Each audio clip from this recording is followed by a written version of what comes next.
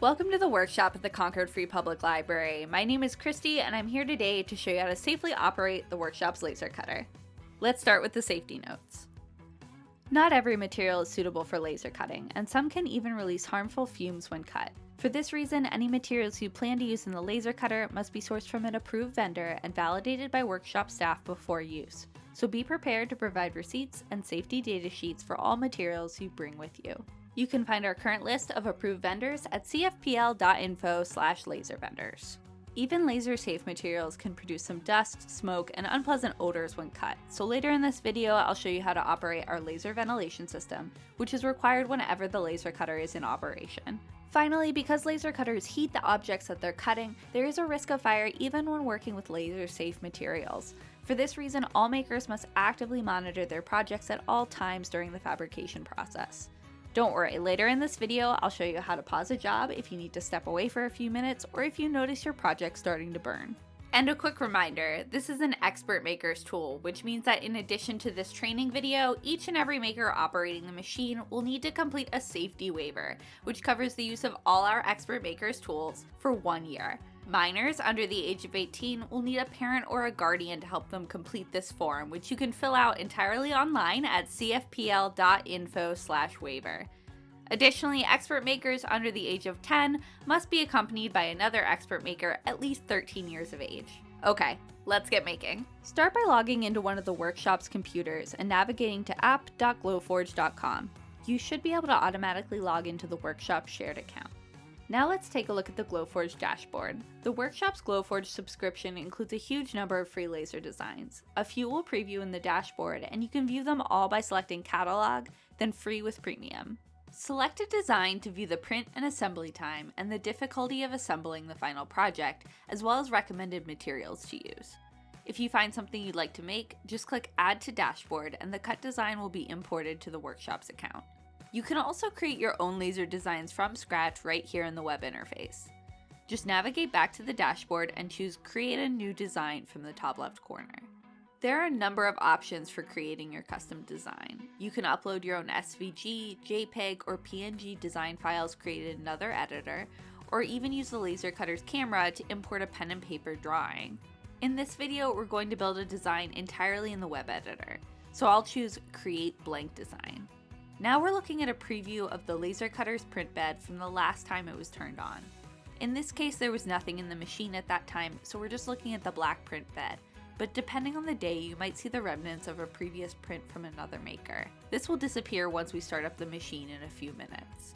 As we saw earlier, you can import your own image files and designs to the Glowforge workspace, but there are also plenty of built-in tools to create an awesome laser project without ever leaving this screen.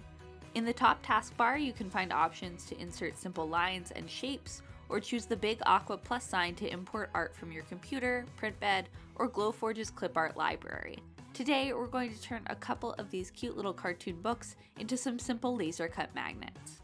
First, we'll pick the art from the library to import it into our workspace. Then we can reposition and resize it, either by clicking and dragging the handles on the edges of the art, or by selecting the art, then choosing the ruler icon in the bottom left-hand corner to input a more exact measurement.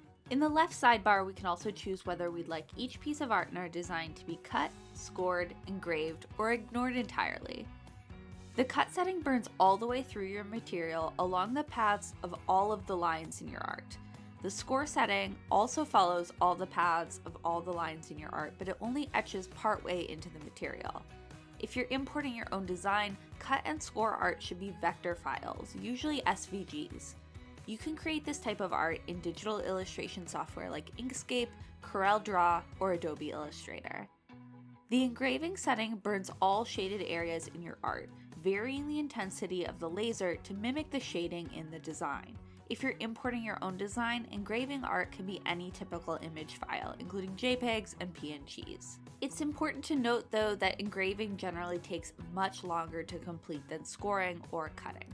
Many projects involve performing multiple types of operations on a single object. To do this, you'll need a separate piece of art for each operation you want to perform. For example, I'm planning to engrave this art on a piece of wood and turn it into a magnet, but unless the wood is already cut to the exact size and shape that I want it, I also need to tell the laser cutter where and how I want it cut out of the wood. I could use a simple shape like a circle or a square from the top bar, but Glowforge Premium also includes an outline tool that will allow us to generate a new shape around the edges of our art. To use it, select your artwork, then find the toolbar in the right-hand side of your screen. There are a number of useful options here, including buttons to flip your art or turn it into a puzzle, but we want to click on the one that looks like a little mountain at the top of the toolbar. A small pop-up window will allow you to choose the exact width of the outline you want. Then you can click Create New Outline to generate a new shape on top of your existing art. In this project, we'll use this as the cut line. We can also resize two objects together at once by dragging a box around them both, then using the ruler tool from earlier in the video.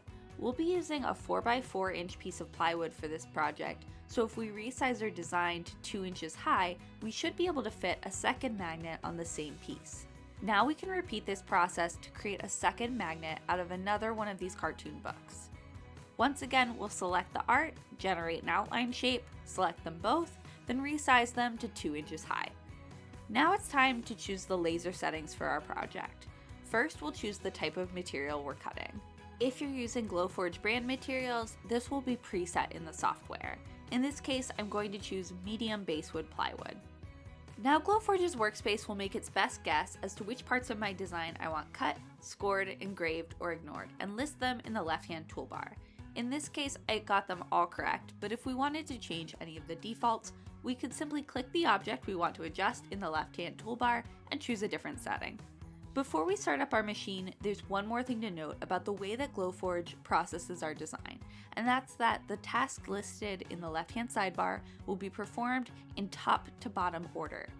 This matters because in general, you'll want to engrave your material and perform any smaller detailed cuts before you cut the whole object out of the base material to reduce the chance of the object shifting around mid-run.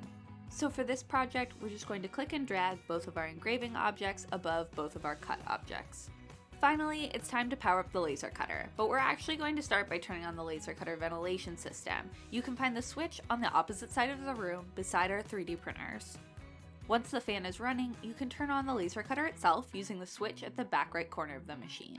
The Glowforge will take a minute or two to start up and do some basic calibration, then you can open up the top cover and place your material on the print bed. If you have a small piece of material like this one, do your best to place it towards the center of the bed, closest to the camera on the inside top cover. This will help ensure the best accuracy possible for your project. Once you close the cover, the Glowforge will take a few minutes to focus on the material and update the preview in the web interface. Make sure your objects fit neatly on your material, then when everything looks good, click the print button in the top right corner of your screen. Once your project is finished processing, the software will let you know how long it will take to cut. Make sure you'll be able to monitor the job for the full length of time listed and that you have enough time left in your reservation to complete it. If everything looks good, you can walk over to the machine and press the big glowing button on top to start the print.